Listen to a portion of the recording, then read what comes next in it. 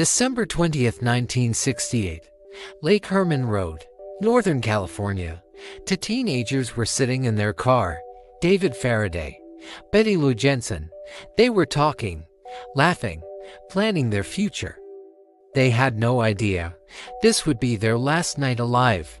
Minutes later, another car stopped nearby. A man stepped out. No warning, no argument, no mercy. He raised a gun and fired. David was killed instantly. Betty tried to run. She made it only a few steps before she collapsed on the cold ground. By the time police arrived, both teenagers were dead. No witnesses, no fingerprints, no clear suspect. Just silence. Investigators were confused. This didn't look like a robbery. It wasn't personal. Looked planned, cold, calculated. And then, 6 months later, it happened again. July 4th, 1969. Blue Rock Springs Park. Another couple. Another quiet night. Another attack. This time, one victim survived. He told police a man walked up to the car and started shooting. But the most terrifying part was still coming. 1 month later, newspapers received letters. Handwritten, signed with a strange symbol. Inside them were details only the killer could know. From that moment, this was no longer just a murder case.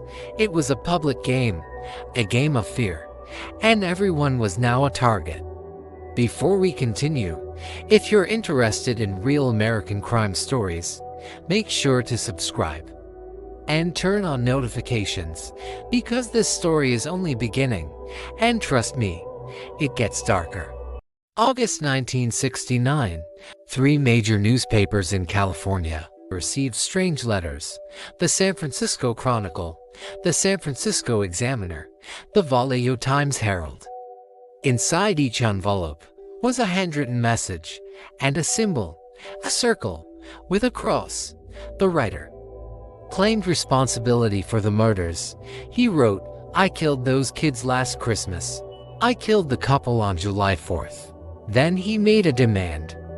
Print my letters on the front page, or I will kill again." Attached to the letters were pieces of a code, a cipher. 408 strange symbols, numbers, letters, shapes. No one understood it. At first, police were shocked. Only the real killer could know those details. And everything he wrote was accurate. Days later, a married couple in California decided to try something. Donald and Betty Harden. They studied the symbols for hours, then days, then weeks. Finally, they cracked it. The message said, "I like killing people because it is so much fun. It is more fun than killing wild game. Man is the most dangerous animal." America was horrified. This wasn't just a murder. This was someone who enjoyed fear, who wanted attention, who wanted power. Soon, more letters arrived. More threats, more codes, more insults to police. In one letter he wrote, "The police shall never catch me." He began signing his messages with a name, the Zodiac, and now he wasn't hiding. He was performing, using newspapers as his stage, using fear as his weapon.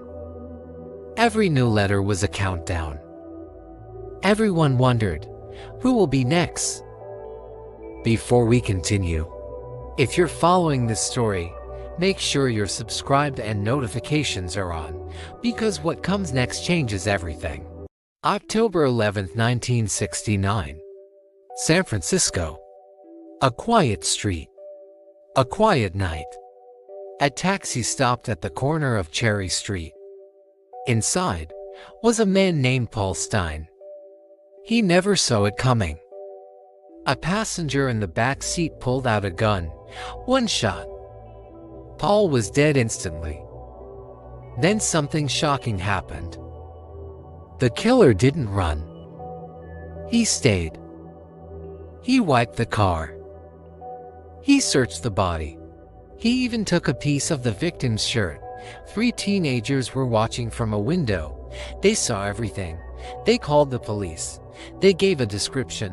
White male, short hair, glasses, calm. Minutes later, a police officer saw a man walking nearby. He matched the description. They looked at each other. Then, the officer let him go because of a mistake. Dispatch had described the suspect incorrectly. They were looking for a black male, not a white one. The real killer walked away, free, gone. Days later, newspapers received another letter.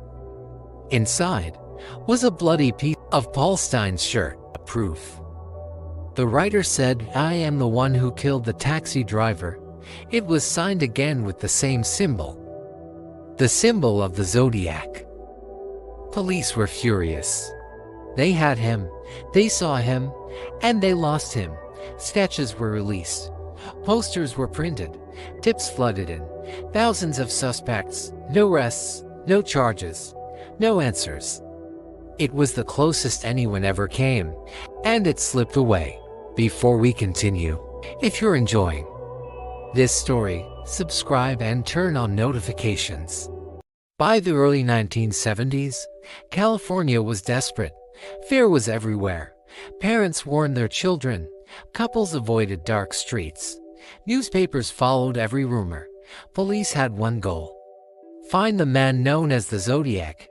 Hundreds of suspects were questioned. Thousands of tips were investigated.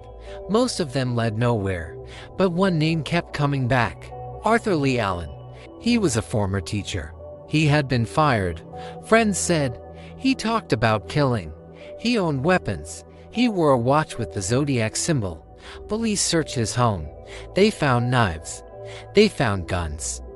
They found strange notes. But no direct proof. No matching fingerprints. No matching DNA. No solid confession. He could not be charged. The case stalled. Other suspects appeared. A journalist, a salesman, a military veteran. Each looked promising. Each failed. Evidence caused problems. Some files were misplaced. Some recordings were lost. Some reports were incomplete. Years later, former detectives admitted mistakes were made. Departments didn't share information. Technology was limited. Important clues were missed. Meanwhile, the letters continued. Some experts believed they were real. Others believed some were fake. Copycats, attention seekers, people seeking fame. The real killer was hidden behind confusion, behind noise, behind lies. Even the ciphers created problems. Some were solved, others weren't. One code remained silent for decades. No clear message, no clear meaning, just symbols. Time passed, officers retired, witnesses aged, memories faded, but the case did not die. It was not closed.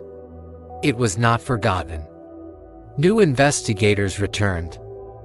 New technology appeared.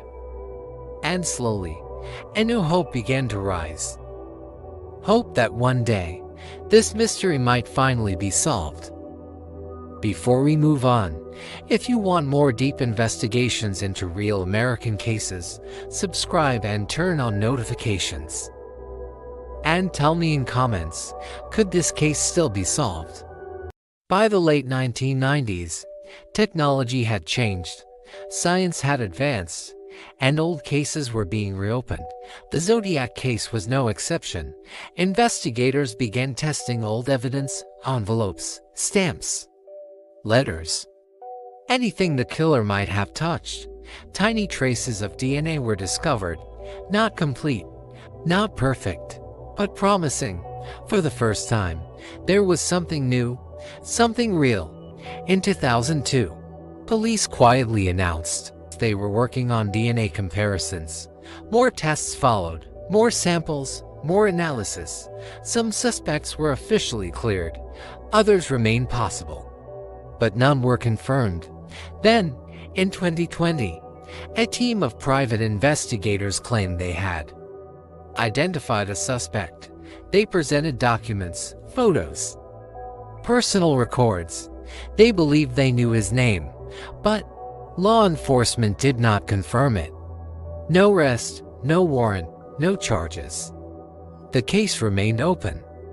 Some experts believe the Zodiac is dead. Others think he lived quietly a normal life, hidden in plain sight. Maybe he was your neighbor, your coworker, someone you passed every day and never noticed. One thing is certain, the Zodiac killer was never defeated. He was never exposed, never judged, never punished. His story is still unfinished. This is the story of the Zodiac. Subscribe to True Tales USA and turn on notifications, because we investigate the stories that others forget. Like this video if this case shocked you, and comment below, do you think this mystery will ever be solved?